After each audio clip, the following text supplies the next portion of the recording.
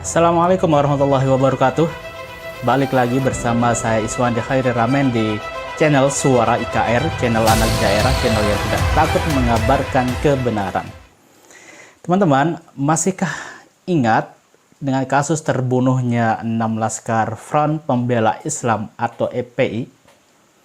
Ya, saya sengaja menggunakan kalimat pertanyaan untuk kasus ini karena biasanya memang kita mudah lupa terhadap satu isu ketika ditutup oleh isu-isu yang lainnya. Namun sebelumnya saya juga menyampaikan turut berduka atas tragedi musibah yang terjadi saat ini di sejumlah daerah di tanah air kita. Di antaranya gempa bumi di Mamuju, Sulawesi Barat, kemudian banjir di Kalimantan Selatan, dan juga tragedi jatuhnya pesawat Sriwijaya Air SJ182. Semoga saudara-saudara kita yang ada di daerah bencana tetap diberikan kesehatan dan keafiatan, dan juga semoga keluarga korban dari Sriwijaya Air diberikan kesabaran dan ketabahan. Ya, kembali ke kasus terbunuhnya 6 Laskar Front Pembela Islam. Sudah sejauh manakah progres atau perkembangan atas kasus tersebut? Apakah sudah ada titik terang pihak-pihak yang mesti bertanggung jawab terhadap hilangnya 6 nyawa tersebut? Iya, saya harus mengatakan harus ada yang bertanggung jawab, karena tidak boleh ada satupun nyawa melayang tanpa harus ada pihak yang bertanggung jawab. Terlebih kita tinggal di negara kesatuan Republik Indonesia, negara hukum, negara yang menjadikan hukum sebagai panglimanya. Keadilan harus tegak setegak-tegaknya. Sebelum kita terlanjur lupa terhadap kasus tersebut, saya mau flashback atau sedikit kembali mengungkap atau sedikit kembali mengulas terkait kasus yang menurut saya ini mengerikan. Namun saya permaklumkan video ini agak panjang ya teman-teman. Untuk itu saya berharap teman-teman bisa menontonnya sampai tuntas agar tidak gagal paham. Bahwa diberitakan pada hari Senin tanggal 7 Desember 2020 dini hari di tol Jakarta Cikampek telah tewas 6 orang pengawal Habib Rizik Syihab. Ke-6 Laskar FPI ini dinyatakan tewas tertembak oleh pihak aparat keamanan, yakni dalam hal ini oleh pihak kepolisian. Kabar tewasnya 6 orang Laskar FPI oleh pihak kepolisian ini sendiri terungkap melalui konferensi pers yang digelar pada hari yang sama oleh pihak Polda Metro Jaya. Dalam kesempatan tersebut, Kapolda Metro Jaya Inspektur Jenderal Fadil Imran mengatakan, penembakan terjadi Senin dini hari sekitar pukul 00.30 WIB di tol Cikampek kilometer 50. Ketika anggota mengikuti kendaraan pengikut MRS, kendaraan petugas dipepet, lalu diserang dengan menggunakan senjata api dan senjata tajam, ujar Fadil di Polda Metro Jaya, Jakarta Selatan saat itu. Dengan alasan membela diri, ujar Fadil, anggotanya yang berjumlah 6 orang melepaskan tembakan yang mengakibatkan 6 dari 10 Laskar FPI tewas. Beliau menerangkan bahwa 4 orang lainnya kabur. Dan ketika anggota Polda Metro Jaya mengikuti kendaraan yang diduga adalah pengikut MRS, kendaraan petugas dipepet, lalu kemudian diserang dengan menggunakan senjata api dan senjata tajam. Kemudian pada sore harinya, yakni masih pada hari Senin tanggal 7 Desember 2020 tersebut, pihak FPI menggelar jumpa pers yang membantah pernyataan pihak Polda Metro Jaya. Munarman selaku juru bicara FPI menyatakan bahwa Laskar FPI tidak membawa senjata tajam maupun senjata api. Dia juga mengatakan tidak ada baku tembak antara Laskar FPI dan pihak kepolisian. FPI menyatakan tewasnya 6 orang laskarnya merupakan bentuk extrajudicial killing alias pembunuhan di luar putusan pengadilan yang dilakukan oleh aparat kepolisian. Bahwa fitnah besar kalau laskar kita disebut membawa senjata api dan tembak-menembak. Fitnah itu. Laskar kami tidak pernah dibekali dengan senjata api. Kami terbiasa tangan kosong. Kami bukan pengecut. Nah, kemudian per Selasa 8 Desember 2020, kasus ini kemudian diambil alih oleh pihak Reserse Kriminal Polri atau Badan Reserse Kriminal Polri dari tadinya oleh ditangani Polda Metro Jaya.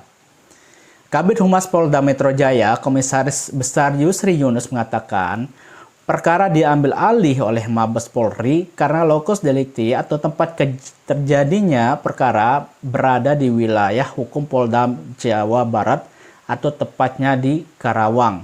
Saat ini penyidikannya dilaksanakan oleh Barreskrim Polri dengan pertimbangan bahwa lokus delikti terkait dengan peristiwa tersebut terjadi di wilayah Karawang, Jawa Barat. Selanjutnya, pada hari Senin tanggal 14 Desember 2020, pihak kepolisian menggelar rekonstruksi kejadian. Dari rekonstruksi itu digambarkan bahwa polisi dan anggota FPI sudah terlibat baku tembak sejak di Jalan Internasional Karawang. Polisi akhirnya menangkap ke-6 anggota FPI itu di rest area kilometer 50 Tol Jakarta Cikampek. Namun di rest area itu, 2 laskar FPI diduga sudah tewas dalam baku tembak. Kedua jasad kemudian diangkut dengan mobil Avanza polisi. 4 laskar FPI yang masih hidup dibawa dengan mobil Daihatsu Xenia menuju Polda Metro Jaya. Dalam mobil tersebut terdapat 3 polisi yang mengawal. Para laskar FPI disebut tak diborgol. Memang mereka tidak diborgol karena kita saksikan mereka ditaruh di belakang 3, satu dibiarkan duduk di samping petugas di bagian tengah, kata Direktur Tindak Pidana Umum Barreskrim Brigadir Jenderal Andi Rian. Sekitar 1 km dari rest area itu, para laskar FPI melawan dan berupaya merebut senjata polisi. Karena itu polisi akhirnya menembak mereka hingga tewas. Komnas HAM juga menginvestigasi penembakan ini. Desakan membuat tim pencari fakta untuk mencari tahu ada atau tidaknya pelanggaran prosedur dari kepolisian dalam kasus ini muncul dari Senayan. Namun, anggota Komisi 3 Dewan Perwakilan Rakyat DPR RI belum satu suara untuk usul ini. Anggota komisi dari Partai Amanat Nasional atau PAN, Syarifuddin Suding menyatakan pembentukan tim ini belum diperlukan karena sudah ada penyelidikan dari Barreskrim Polri dan Komnas HAM. Sedangkan anggota fraksi PKS dan Gerindra mendukung dibentuknya tim khusus ini. Pada hari Jumat 8 Januari 2021, Komnas HAM menggelar jumpa pers dalam rangka menyampaikan hasil investigasi terkait tewasnya 6 laskar Front Pembela Islam atau FPI. Hasilnya, Komnas HAM menyimpulkan bahwa telah terjadi kontak tembak antara 6 laskar FPI dan polisi hingga adanya pelanggaran HAM. Nah, ini yang perlu dicermati terkait dengan pelanggaran HAM. Poin mana yang disebut pelanggaran HAM oleh Komnas HAM? Komnas HAM menyimpulkan telah terjadi pelanggaran HAM dalam insiden tewasnya 6 laskar FPI. Komnas HAM menyatakan bahwa ada 2 konteks berbeda terkait tewasnya 6 laskar FPI. Konteks pertama terjadi di Jalan Internasional Karawang hingga diduga mencapai kilometer 48 Tol Cikampek. 2 orang laskar FPI tewas di momen peristiwa ini. Substansi konteksnya merupakan peristiwa saling serempet antar mobil dan saling serang antar petugas dan laskar FPI, bahkan dengan menggunakan senjata api ungkap Khairul Anam. Konteks peristiwa yang kedua terjadi setelah kilometer 50 tol Cikampek. Sebanyak 4 orang laskar FPI yang masih hidup dibawa oleh polisi dan kemudian ditemukan tewas. Jadi, di sepanjang Jalan Internasional Karawang hingga diduga mencapai kilometer 48 tol Cikampek, 2 orang laskar FPI tewas dalam momentum tersebut. Dan tewasnya 2 laskar FPI ini tidak termasuk dalam kategori pelanggaran HAM. Nah, yang disebut kategori pelanggaran HAM oleh Komnas HAM yakni saat 4 orang laskar FPI yang masih hidup dibawa oleh polisi dan kemudian ditemukan tewas. Itulah yang dinyatakan sebagai tindakan pelanggaran HAM. Khairul Anam mengatakan, sedangkan terkait peristiwa KM50 ke atas, terdapat 4 orang yang masih hidup dalam penugasan petugas resmi negara yang kemudian ditemukan tewas. Sehingga peristiwa tersebut merupakan bentuk pelanggaran HAM. Sedangkan terkait peristiwa KM50 sampai ke atas, terdapat 4 orang yang masih hidup dalam penguasaan petugas resmi negara yang kemudian juga ditemukan tewas, maka peristiwa tersebut merupakan bentuk dari peristiwa pelanggaran hak asasi manusia. Khairul Anam menyatakan bahwa peristiwa bentrok di KM50 Jalan Tol Jakarta Cikampek, tepatnya di Karawang, Jawa Barat, tidak akan terjadi jika anggota Laskar Front Pembela Islam atau FPI tidak menunggu polisi yang membuntuti Rizik Syihab. Kalau nggak ada proses menunggu, peristiwa KM50 tidak akan terjadi. Jadi, Khairul Anam atau Komnas HAM mengatakan bahwa hal ini juga dipicu oleh sikap dari Laskar FPI.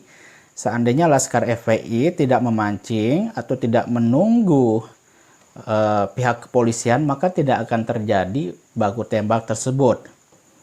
Nah, berdasarkan hasil investigasi, Komnas HAM merekomendasikan 4 poin.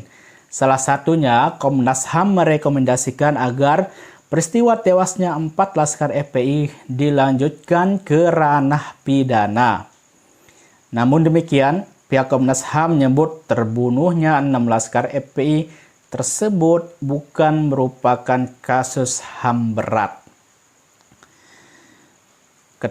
Ketua Komnas HAM Ahmad Taufan Damanik saat konferensi pers di kantor Kemenko Polhukam Jalan Medan Merdeka Barat pada hari Kamis 14 Januari 2021 menyatakan seperti ini. Kami menyampaikan sebagaimana sinyalmen di luar banyak beredar bahwa ini dikatakan diasumsikan sebagai pelanggaran HAM yang berat. Kami tidak menemukan indikasi ke arah itu, kata Ketua Komnas HAM Ahmad Taufan Damanik. Taufan pun berharap agar hasil dan rekomendasi yang telah disusun Komnas HAM segera dilakukan, yaitu membawa kasus tersebut ke dalam proses hukum secara terbuka.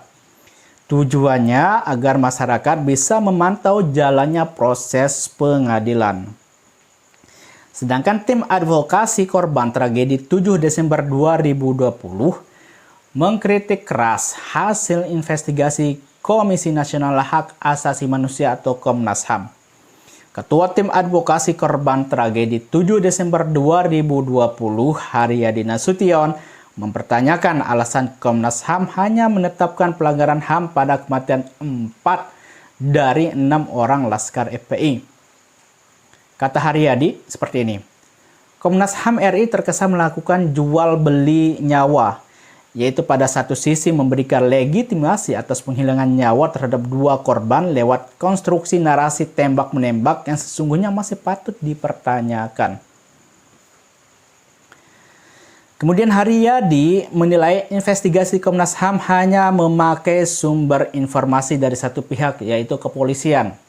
Tim advokasi menyesalkan kejadian itu.